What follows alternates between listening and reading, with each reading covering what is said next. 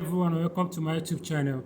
Let's take a look at what has been happening in the country Nigeria from our correspondent. Nigeria's 12-hour rewind. Lent and Ramadan commenced today, marking significant religious observances for Christians and Muslims worldwide. Lagos DSVA seeks public help locating a TikTok user alleging assault in her apartment by an unidentified stranger. MTN Group plans a $6.2 billion cash acquisition of IHS towers, covering nearly 29,000 telecom towers across Africa. House Committee disclosed Nigeria loses about 8 trillion naira yearly through tax waivers, export incentives, and concessions. Bandits abducted 6 travelers along Benue's Naka Makodi Road, demanding 100 million naira ransom for release. President Bola Tinubu urged reforms to global finance, citing unfair borrowing costs imposed on African nations. Former Kaduna Governor Nasir El-Rufai spent second night in EFCC custody as counsel seeks bail. The Federal Ministry of Health has ordered an immediate disengagement of directors who have spent at least 8 years in the Directorate cadre with immediate effect. And the All Progressive Congress Governors Forum, under the able and competent leadership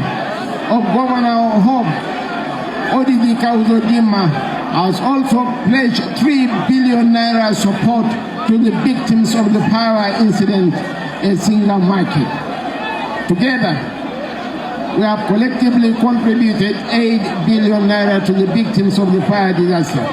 That's the essence of belonging to the center. That's the beauty of alignment with the center. Well, the U.S. has sent a small team of troops to Nigeria. General Dagvin Anderson, in charge of the U.S. command for Africa, said yesterday the first acknowledgement of U.S. forces on the ground since Washington struck by air on Christmas Day. Reuters earlier reported that the U.S. had been conducting surveillance flights over the country from Ghana since at least late November. The top general said the U.S. team was sent after both countries agreed that more needed to be done to combat the terrorist threat in West Africa. First of all, I think it's important to make this clarification. I like your question because there is an assumption that I was ever Tinubu's friend. I was not. We never got along with Tinubu. Okay, we never had a personal relationship. We never had a prior relationship like the one I had with General Buhari of blessed memory. Okay, so I want everyone to understand that. For me, Tinubu was initially an aspirant of the party, and I was approached by certain Islamic stakeholders from the Southwest and asked to support the emergence of a Southwest Muslim presidential candidate. That was how even the discussion started. And for me, as governor of Kaduna State and as one of the founders of the APC, I knew that we had an understanding with the South, or specifically the Southwest, that after 8 years of Buhari, power will go to the South. It was a matter of principle. I stood for that. It wasn't about Tinubu. Tinubu just happened to be an accidental beneficiary of that. Now, as soon as Tinubu won the primaries, it is a principle of mine that I fight for the candidate of my party in every election to win, whether I like the candidate or not. It's not whether I like Tinubu or not. The fact that he emerged as the candidate of the party, for me, I would give everything to ensure that he won. And that's what I did. Making sure that our lives count by our votes counting. Until our votes begin to count, our lives cannot count. If the lives of citizens count, they cannot kidnap and kill more than 100 people in Kwara.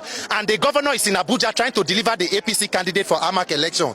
The president is attending a fishing festival in Kebbi State. Meanwhile, that same Kebbi State, the president is here to tell Nigerians and the governor who ordered troops to leave government girls secondary school in Kebbi before more than 100 students were abducted from the school.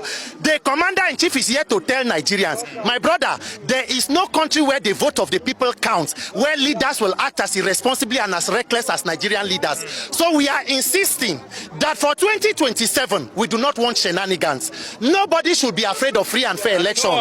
This current government, they have every institution at their beck and call. They have more than 30 governors. They have the entire National Assembly, judiciary, police, DSS, civil defense, city girls, city guys, city everything, city thugs, everything they have. Why should anybody be afraid of free and fair election? That is is why we have come to say their time is up.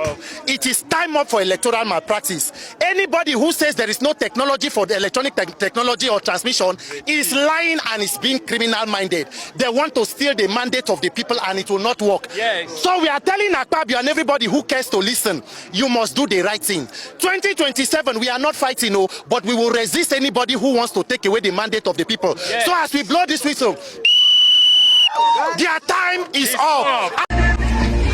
Now, you see them? You see them?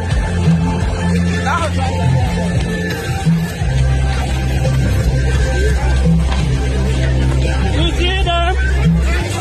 You see them? You see them? You see them? You see them? Nigerian police.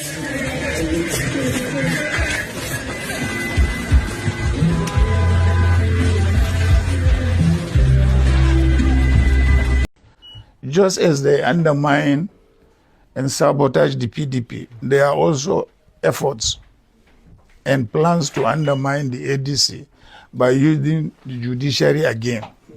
We must be alert and we must stand up against that plans to undermine the opposition.